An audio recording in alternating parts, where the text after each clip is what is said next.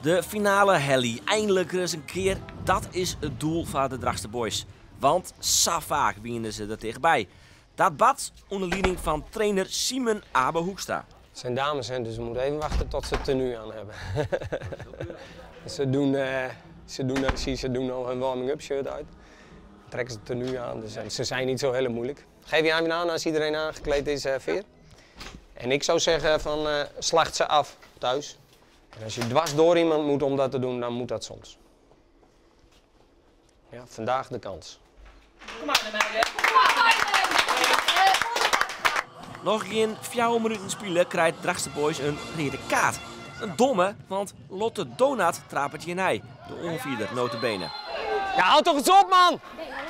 Maar de 2 minuten met een vrouw minder oelippen Drachtster Boys. En krijgt Verheers komen de Drachtster Boys op 1-0. Doelpunt uit Oranje International Atti Ilkema. Kom op! Ja! En dan wordt het alweer wat gremietiger. Hey! Rood, man! Rood! Het is toch verdorie niet normaal, hé!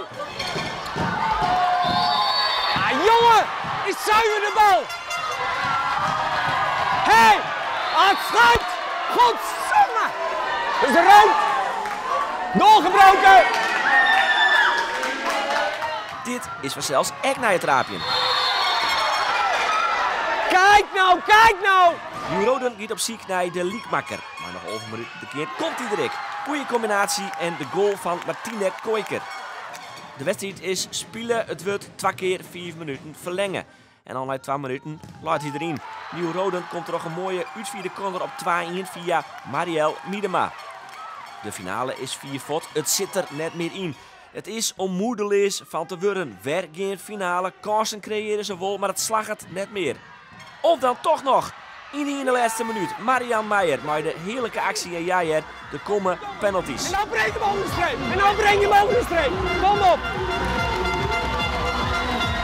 Net 4, maar 3 penalties bij het zeilvoetballen bij de vrouwen. En de trainer had een speciaal argument om zijn spelers succesvol te maken.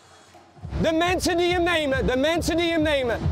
Ja, schiet hem op goal, altijd op goal. Maar als je erheen loopt, denk aan 2 mooie momenten in je leven. Denk aan 2 mooie momenten in je leven. Welke dat dan ook zijn. Oké? nog een keer aan, vertrouwen.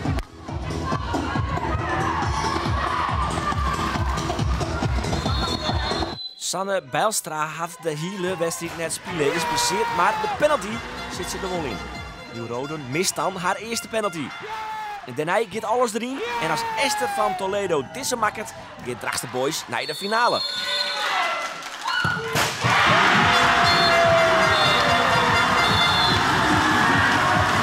De emoties al een beetje zakken bij jou? Nou, ze krijgt de vraag van wat mijn hartslag weer, die is heel hoog, heel heeg.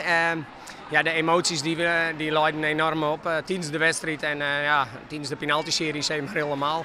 Maar ik kom weer wat tot rest en direct dan drinken we een biertje hierop.